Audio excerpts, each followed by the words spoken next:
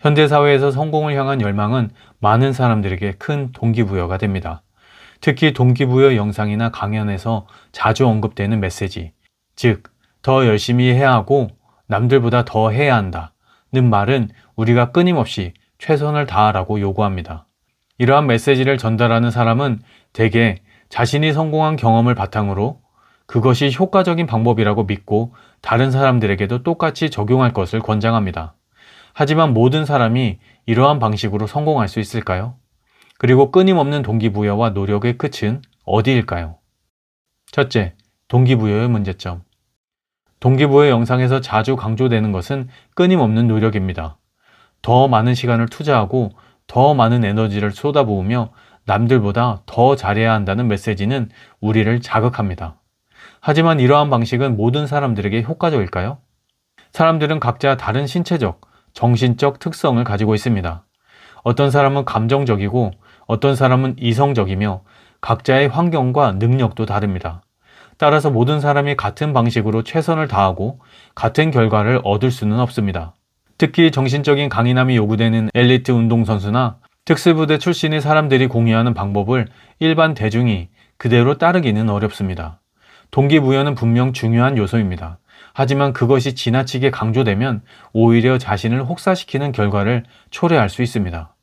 끊임없이 자신에게 더 높은 기준을 요구하다 버티다 보면 결국 번아웃에 이를 수 있으며 이는 장기적으로 정신적, 육체적 건강에 악영향을 미칠 수 있습니다. 둘째, 결핍에서 비롯된 욕구와 동기부여. 동기는 대개 결핍에서 비롯됩니다. 매슬로우의 욕구 단계의 이론에 따르면 인간은 기본적인 생리적 욕구부터 시작해 안전 욕구, 사회적 소속감, 존경 욕구, 그리고 마지막으로 자아 실현의 욕구까지 다양한 욕구를 충족시키며 성장합니다. 이 이론에 따르면 결핍된 욕구가 충족되면 그 다음 단계의 욕구로 나아가게 됩니다.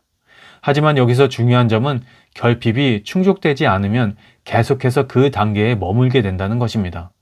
예를 들어 사회적 소속감을 느끼지 못하는 사람은 그 결핍을 채우기 위해 끊임없이 애정을 구하거나 인간관계를 형성하려고 노력할 것입니다.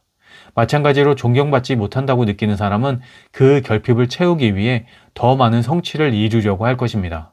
그러나 문제는 결핍이 충족되더라도 새로운 결핍이 다시 발생할 수 있다는 것입니다. 예를 들어 한 번의 성공으로 존경을 받았다고 해서 그 욕구가 영원히 충족되는 것은 아닙니다. 시간이 지나면 다시 인정받고자 하는 욕구가 생길 수 있으며 이는 반복적인 결핍과 충족의 사이클로 이어질 수 있습니다.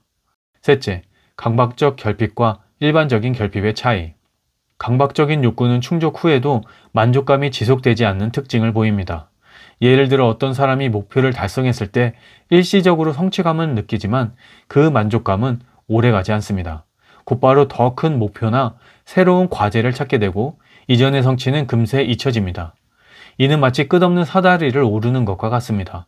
아무리 높은 곳에 도달해도 더 높은 곳을 향해 계속 나가야 한다는 압박을 받습니다. 예를 들어 직장에서 승진을 한 사람이 처음에는 기쁨을 느끼지만 곧바로 다음 승진이나 더 높은 성과를 요구받는 상황에 직면하게 됩니다. 이처럼 목표를 달성해도 만족감이 오래 지속되지 않고 끊임없이 새로운 목표를 추구하는 것이 강박적 욕구의 특징입니다. 또한 이러한 욕구는 일상생활에 과도한 영향을 미칠 수 있습니다. 한 사람이 자신의 커리어에 대한 욕구가 지나치게 강하다면 그 욕구가 다른 중요한 활동들을 방해할 수 있습니다. 가족과 보내는 시간이나 친구들과의 관계가 소홀해지고 오직 일에만 몰두하게 되는 경우가 많습니다. 이로 인해 스트레스가 쌓이고 결국에는 신체적, 정신적 건강에도 악영향을 미칠 수 있습니다. 예를 들어 승진을 위해 주말에도 쉬지 않고 일하는 사람이 일시적으로 성과를 낼 수 있을지 모르지만 장기적으로는 가족과의 관계가 소원해지거나 건강 문제를 겪을 가능성이 큽니다. 더 나아가 강박적인 욕구는 자존감과 정체성에도 깊은 영향을 미칩니다. 자신의 자존감이나 정체성이 특정 성취나 보상에 지나치게 의존하게 되면 그 성취를 이루지 못했을 때 극심한 불안이나 좌절감을 느낄 수 있습니다. 예를 들어 한 학생이 학업 성적에 지나치게 집착한다면 시험에서 좋은 성적을 받지 못했을 때 자신을 무가치하게 느낄 수 있습니다. 이는 단순히 시험에서 실패한 것이 아니라 자신의 존재 자체가 부정당한 것처럼 느껴지는 심리적 상태로 이어질 수 있습니다. 이처럼 특정 성취나 보상이 자아 존중감의 전부가 돼버리면 실패나 좌절은 개인에게 심각한 타격을 줄 수 있습니다. 넷째, 동기부여의 끝은 어디인가? 동기부여는 분명 중요한 역할을 합니다. 하지만 그것이 끊임없이 더 열심히 해야 한다는 메시지로만 작용한다면 결국 한계에 도달할 수밖에 없습니다. 인간은 무한한 에너지를 가지고 있지 않으며 모든 사람이 같은 방식으로 동기를 유지할 수 있는 것도 아닙니다. 따라서 동기부여의 끝은 결국 자신의 한계를 인식하고 균형을 찾는 것입니다. 최선을 다하는 것도 중요하지만 동시에 자신의 신체적, 정신적 건강을 돌보는 것이 필수적입니다. 끊임없이 자신에게 더 높은 기준을 요구하기보다는 때때로 현재 상태에 만족하며 살아가는 것이 필요합니다. 다섯째, 현재를 만족하며 사는 것, 최선을 다해 사는 것. 많은 사람들이 현재를 만족하며 살아야 한다와 최선을 다해 살아야 한다는 두 가지 상반된 조언에서 혼란스러워합니다. 어느 쪽이 맞는 걸까요? 사실 이 두 가지 조언은 서로 상충된 것이 아닙니다. 우리는 때때로 최선을 다해 노력해야 할 때도 있지만 동시에 현재 상태에 만족하며 살아가는 법도 배워야 합니다. 중요한 것은 균형입니다. 최선을 다해야 할 때는 자신이 설정한 목표나 꿈이 있을 때는 그것을 향해 최선을 다하는 것이 중요합니다. 하지만 이 과정에서 자신의 한계를 넘어서지 않도록 주의해야 합니다. 현재에 만족해야 할 때는 모든 목표가 달성되지 않더라도 현재 상태에서 작은 성취와 일상 속 행복을 찾아야 합니다. 이는 장기적으로 지속 가능한 삶을 유지하는 데 도움을 줍니다. 여섯째, 자신을 알기 위한 실천 방법. 우리가 진정으로 원하는 것을 찾고 자신에게 맞는 삶의 방식을 찾기 위해서는 무엇보다도 자신의 감정을 이해하는 것이 중요합니다. 감정은 우리 내면 상태와 욕구를 반영하는 중요한 신호입니다. 많은 사람들이 외부의 기준이나 타인의 기대에 따라 행동하다 보면 자신의 진짜 감정을 무시하게 됩니다. 그러나 자신의 감정을 무시하고 외부의 요구에만 맞추다 보면 결국에는 번아웃이나 심리적 갈등에 빠질 수 있습니다. 이를 방지하기 위해서는 먼저 자신이 느끼는 감정을 명확히 인식하고 분석하는 것이 필요합니다. 예를 들어 어떤 상황에서 기쁨이나 성취감을 느끼는지, 반대로 어떤 상황에서 스트레스나 불안을 느끼는지 파악해야 합니다. 그렇다면 어떻게 자신의 감정을 더 잘 이해할 수 있을까요? 일반적인 방법인 감정일지 쓰기나 명상 외에도 다음과 같은 새로운 실천 방법을 시도해 볼 수 있습니다. 첫째, 감정 디코딩 연습.